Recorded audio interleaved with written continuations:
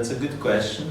I can say that, bacteria and yeast, they are much like us. They need a lot of nutrients, a lot of different types of molecules like vitamins, sugars, proteins, all these kind of things that we also need, right? So we had to give them all that in the fermentation medium, and that's why it becomes like a very mixed soup of ingredients.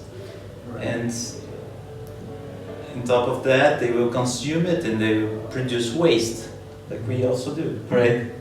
That's why it gets so complex. And when we design the downstream, complex mixtures are always more difficult because we need different processes to remove each one of the impurities, each one of the products. Yeah, particularly when some of the byproducts or subproducts you produce or that are already present in the feedstock are very close to your product in terms of properties, and this makes it very difficult to separate them, I guess.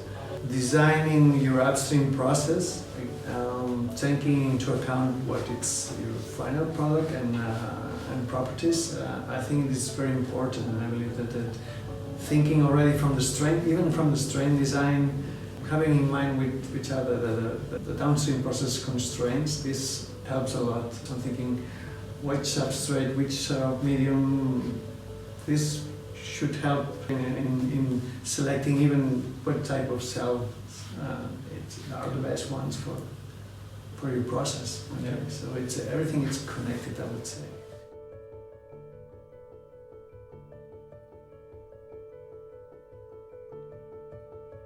I think that sometimes when you are connected also to the downstream process, you can identify some very simple changes in your culture medium, for instance, that won't even harm the fermentation. You can change one salt for another, and this will be much easier for separating later. Because I don't think that you should compromise your fermentation performance to have an easier downstream, because this is risky. Yeah. It's always a trade-off.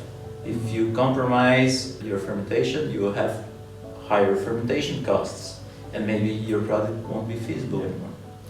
So try to identify the simpler changes that will facilitate the downstream, but not decrease your performance during fermentation.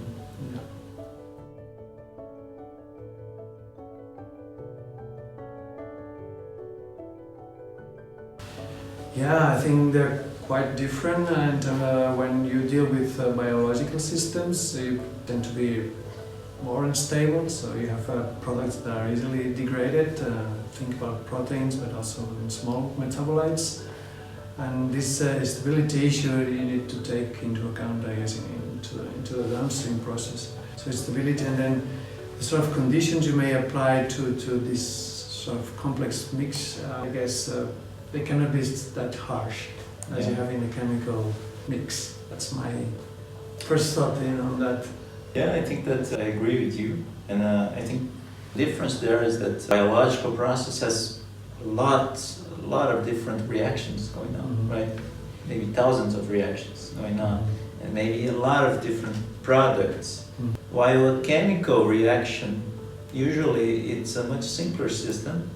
You will have one substrate, one molecule that will be converted, one catalyst. You might have different products, but it's a simpler, like you isolate one of the thousands of reactions that happens in the bioprocess and you focus on it. It usually will lead to a simpler mixture, less components. Yeah, I think that's it can be very different. Yeah. But like you said, the conditions are also different, right? Because in fermentation, we have to take care of the temperatures to not degrade the molecules, while in chemistry, usually we use high temperatures, high drastic conditions to distillation and things like that many times we cannot use in bioprocesses.